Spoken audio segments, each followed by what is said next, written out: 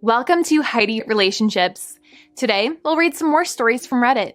But before we start, I would really appreciate if you could subscribe to the channel, like the video if you enjoyed it, and maybe leave a comment down below. That would help the channel a lot. Thank you very much in advance. The first one is titled, I Ada for refusing to pay alimony to my cheating ex-wife. I met my wife in my early 30s. She was in her mid-20s at the time. I was already well established and had made a significant amount of money working as a quant and investing my savings diligently. She, on the other hand, had never gone to college and was content working for basically minimum wage. So, when I meet her, we click instantly, and I fall head over heels for her. We get married and move in together, and soon after have 3 kids. When we were expecting our firstborn, she had told me she wanted to be a stay-at-home mom. Obviously, I was jealous, but I went along with it since it seemed logical. So, she spends the next 20+ years as a stay-at-home mom taking care of our kids while I work 12-hour days and then some. I'm not demeaning stay-at-home moms, by the way, but in the context of our marriage, she had an extremely easygoing lifestyle. A couple years ago, I discovered she had been cheating on me with her friend's husband. Divorce obviously followed. The only major asset we had in the US was our house, which was a premarital asset. We had a shared bank account, but since I am a finance guy, I handled all our investments, and for tax reasons invested it abroad in my home country. Now if we had just grown apart, or she said she was unhappy, I'd have no problem paying what's fair. But the fact she cheated on me is what makes me resent paying her a cent. So, in the divorce she is awarded half of our investments made during marriage, greater than 90% of which are abroad in my name, along with alimony for 20 years for 30% of my pay.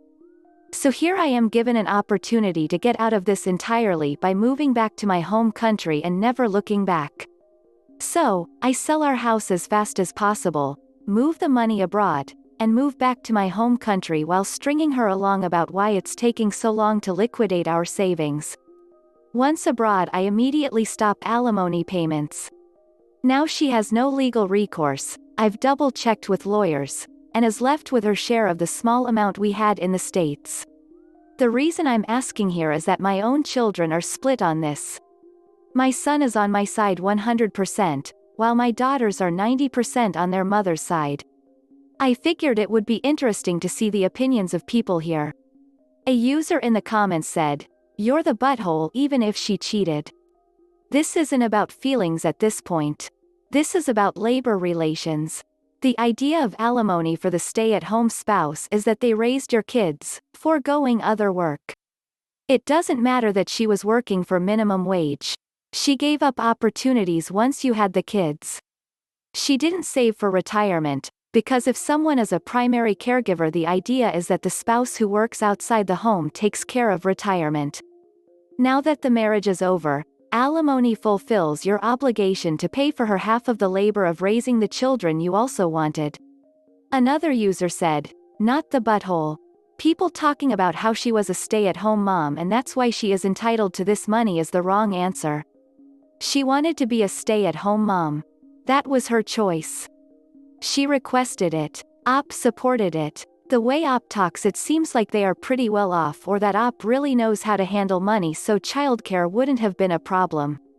In my mind, the ex-wife cheated and forged the alimony payments because of this.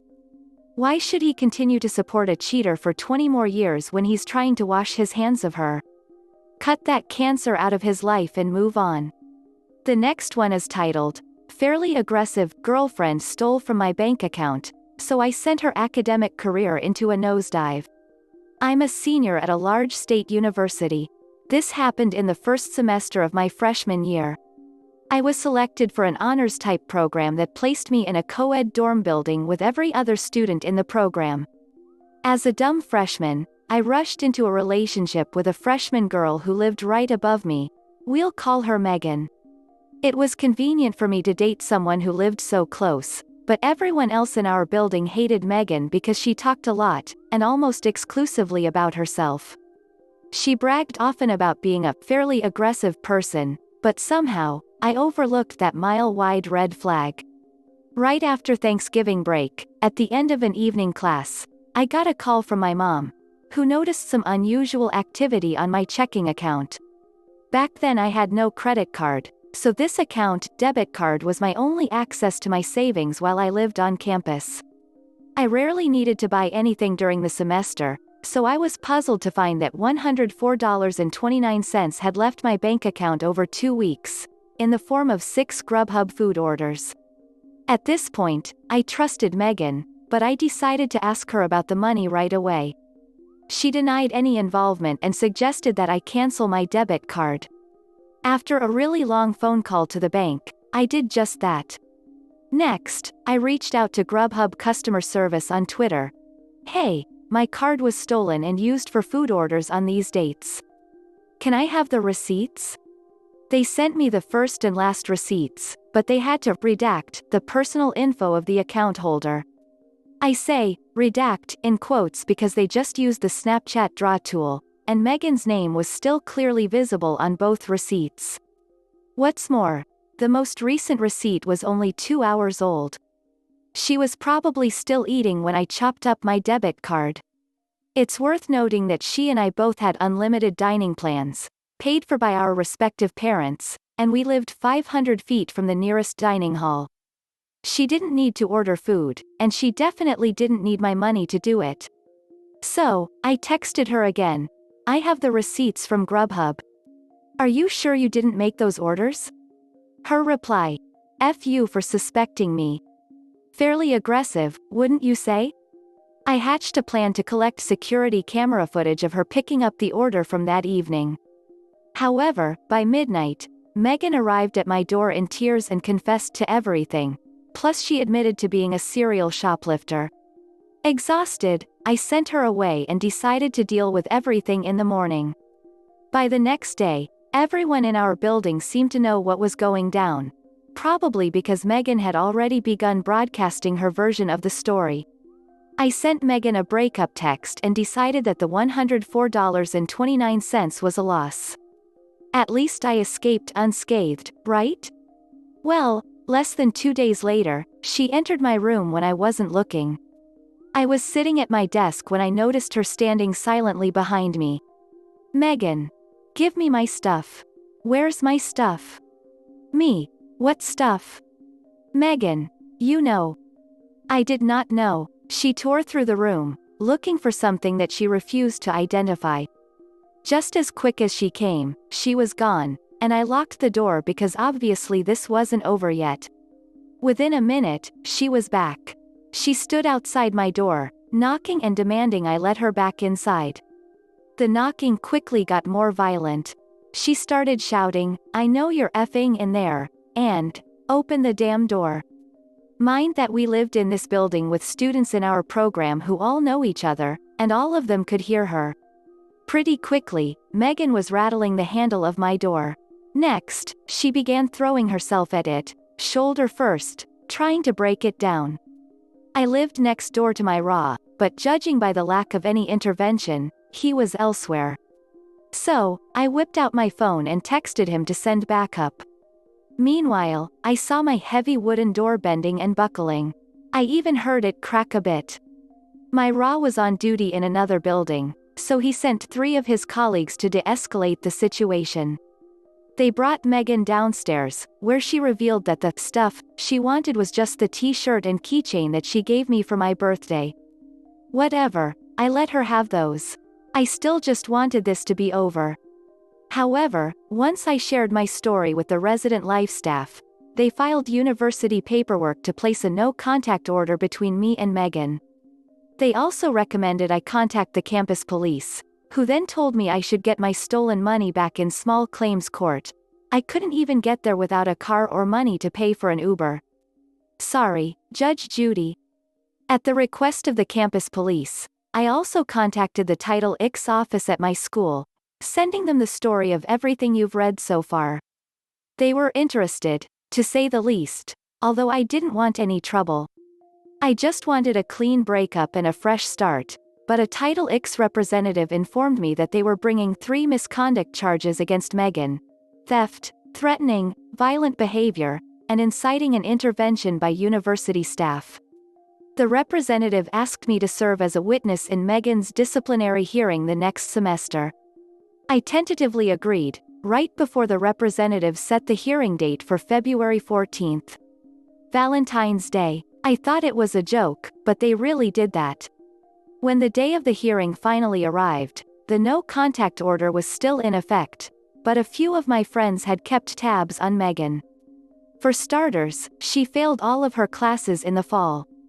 Someone in my math course confessed that Meghan had tried to sleep with him while she was dating me, and he had to repeatedly tell her no. Even worse, Meghan kept telling a twisted version of the whole story to try and turn my friends against me. So, when I found out that she had found a new boyfriend, it felt good to know that the V-Day disciplinary hearing ruined whatever evening plans they might have made. I arrived alone at the disciplinary board office, unsure what to expect. The board consisted of grad students, and the hearing was expected to run into the night. Unlike me, Meghan did not come alone. She brought both of her parents as character witnesses. That wasn't even a thing here. This wasn't a real courtroom, as you'll soon see. And that's not all. Meghan's parents also paid a lawyer to defend her against the charges. The board knew that was unnecessary, but Meghan's parents believed so strongly in their daughter's innocence that they had already paid this three-piece suit to make her case.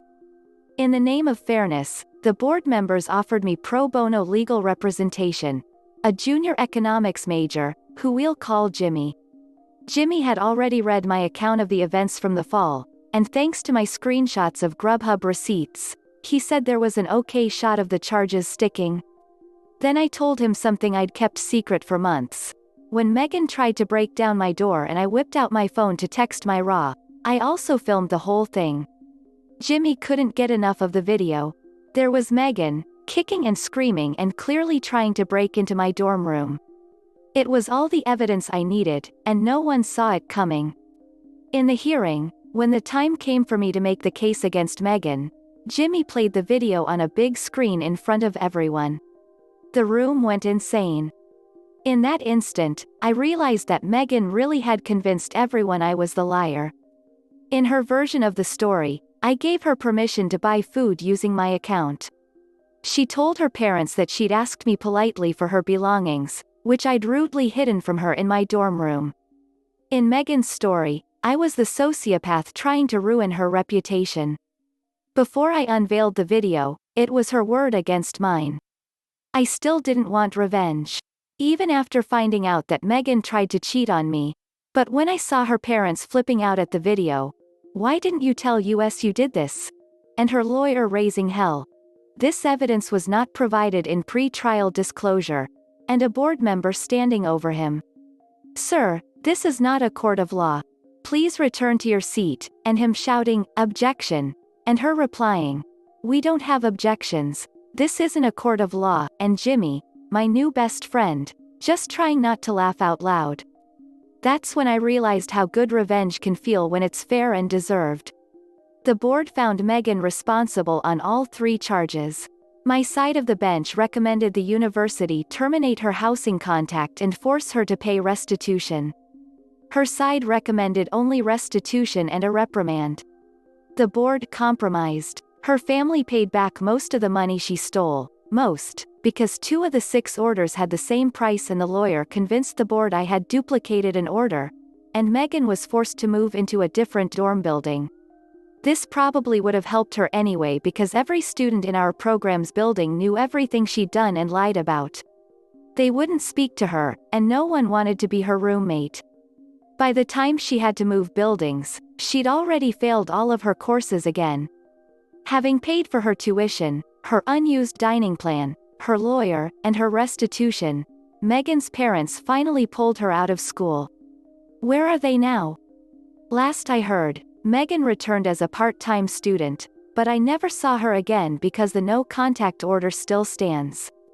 I'm now Facebook friends with the guy Meghan tried to seduce. Oh, and Jimmy and I connected on LinkedIn. As for me, well, I no longer date fairly aggressive people. The next one is titled, My Wife 33, F, Cheated on Me 30, M. Long story inside. Comments and opinions are very welcomed and appreciated. I'm writing this in search of finding a reason why my wife cheated. I've been with my wife for almost 4 years and married for 2.5 years. During this time, we have had several instances of her being unfaithful to me with different men, mostly through texts and Snapchat. While hurtful and disturbing, none of this equaled to a full-on affair. She told me that these instances were to validate herself and she didn't mean to hurt me. Each time she promised she was done doing that kind of thing and would be regretful for months afterwards. I would forgive her because I had faith in her and believed ending our relationship over words and pictures would be a mistake. This all changed in 2019. She started talking to an old coworker she worked with as a teen. She told me about it initially and how he was hitting on her and she was going to stop talking to him.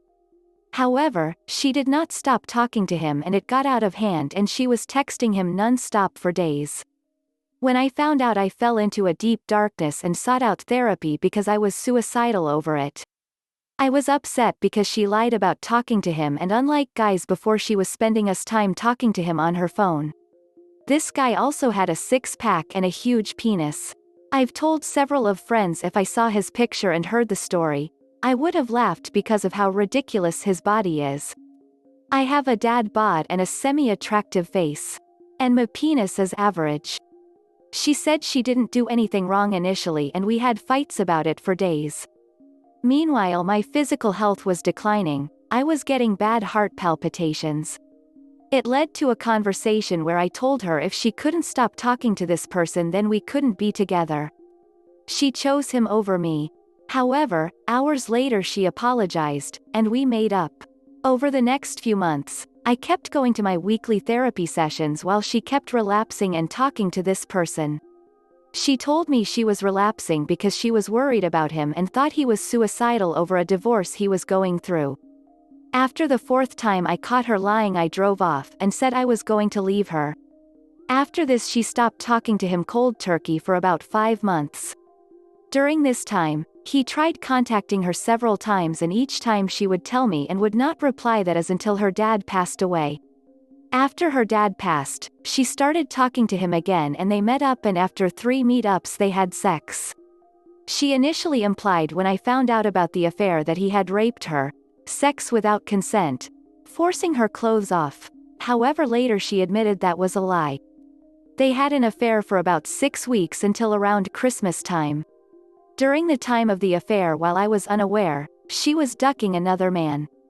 We had several large fights during the affair period. I thought they were related to her dad's passing, unaware of the affair.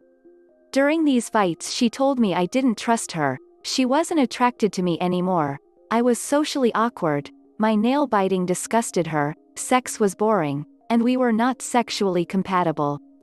She also told me on several occasions she wanted to leave me. However, she said she's wanted to leave me a bunch of times in the past and it's more of a nuke she uses rather than actually meaning it. She said I wasn't taking care of myself like I used to. We have both put on weight since meeting. For the record, emo at least, the sex between us was bad mainly because of her. She put little effort in the bedroom and left it up to me to order toys she wanted, and once the toys she wanted were delivered she didn't want to use them ever. I have handcuffs that were used twice, a whip that was used twice, and a bunch of other stuff that is just sitting there. She also only orgasms through oral and she only lets me go down on her once a month if I'm lucky. My penetration game is lackluster. I'm 6'4" and have a hard time finding the right positions. Also, my wife is dry down often there because there is no foreplay. She doesn't seem to understand foreplay is pretty much required for good sex in a LTR where the new car smell has worn off. I know she probably wasn't attracted to me, so sex isn't exciting to her. After about a month the fights were dying down and stopped. I thought she stopped fighting with me because she wanted me to have a good Christmas and then drop divorce papers in the new year. Turns out her relationship with AP was going in a downward spiral. I found out about the affair a couple days before New Year's. The affair was dying down when I saw she got a notification on Snapchat. I saw AP's name and I knew something was up. I asked her about it and was devastated after finding out she had slept with him. I had bad chest pains, threw up every morning for a week, and was having panic attacks at work. My wife was open about her affair, for the most part, and gave me most of the details I asked about, not all at once though. She initially said she didn't have feelings for him, and it was only physical.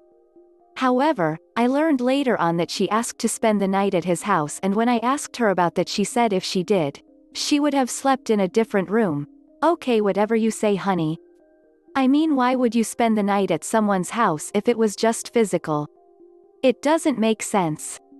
Despite his body, he was a bad premature ejaculator. She said the sex was initially good, NRE if I had to guess, but it ended up becoming shorter and more painful. Her AP was also bad at giving oral. Only way my wife orgasms, and it's hard work, believe me, and he was a bad kisser. He also was very rude and wouldn't get her something simple like water after sex. I called and talked the AP for a half an hour, and he gave me a bag of half-truths and lies. He said that my wife wanted him to put a baby in her. We've been trying for a baby for years with no luck. She claims she never said that. She asked him not to use condoms. Wife claims that's a lie and only offered not to use condoms for anal and period sex. He also said she was ducking him because life is too short. AP said he could never be with my wife because she is too outgoing, and he could never date a cheater. He said he was also lying to her about another woman to keep her away and didn't want to be the cause of a divorce. My wife was pissed that he lied to her, the other woman. While I believe some of what he said, some of it I'm pretty sure he lied about. Because my wife showed me texts they had afterwards where he contradicted himself a bit and they ended on bad terms. The actually physical affair doesn't bother me too much.